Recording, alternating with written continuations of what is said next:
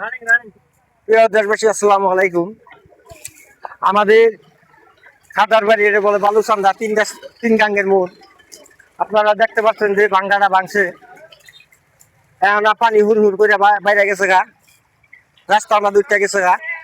আমাদের কর্মকর্তা সরকারি যারা সবাই আসছে দেখতে, অবশ্যই একটা ব্যবস্থা নিবে। আপনারা দেখেন কি অবস্থায় আছে।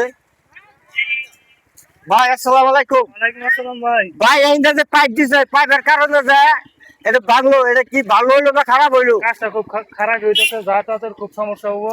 নালতাবাড়ি জানতে গাজী থামা রোডে খুব সমস্যা হবো। মামা ভালো আছেন? মামা এইটা যে পাইপ দিছে, এটা কি ক্ষতি হয়েছে না ভালো হয়েছে? ভালো হয়েছে, হ্যাঁ, ভালো হয়েছে। পাইপের কারণে ভালো হয়েছে?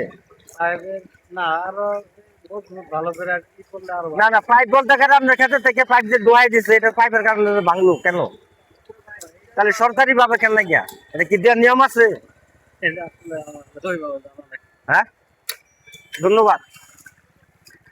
আমাদের বর্তমানে সবই আছে, সরকারি লোক আছে।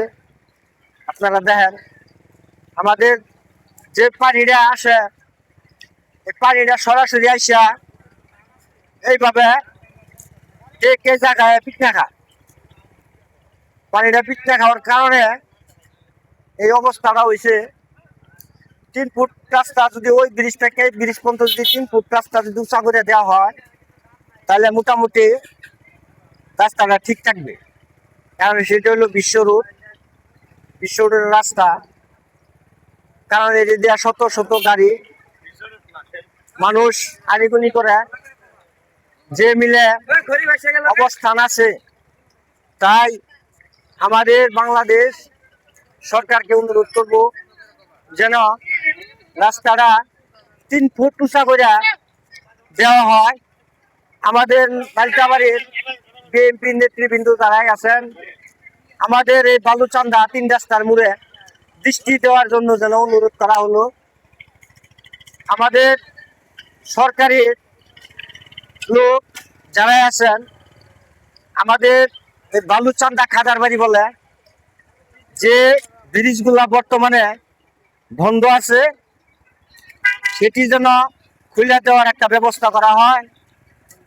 আর আমাদের নকলা নাইলতাবাড়ির ইঞ্জিনিয়ার ফাহিম চৌধুরী ভাইকে বলবো ধন্যবাদ জানাই, যেন রাস্তাটা 3 ফুট উঁচা করে দেওয়ার জন্য একটু ব্যবস্থা করা হয়। আমার ভিডিওটা যদি ভালো লাগে অবশ্যই একটা লাইক শেয়ার দিয়ে যাবেন। আপনারা দেখেন সবাই আছে, আমাদের সবাই মোটামুটি আছে, একটা ব্যবস্থা ইনশাল্লাহ হবে। এই বলে আমার কথা আমি এখানে আজকের মতো বিদায় নিলাম। আসসালামু আলাইকুম।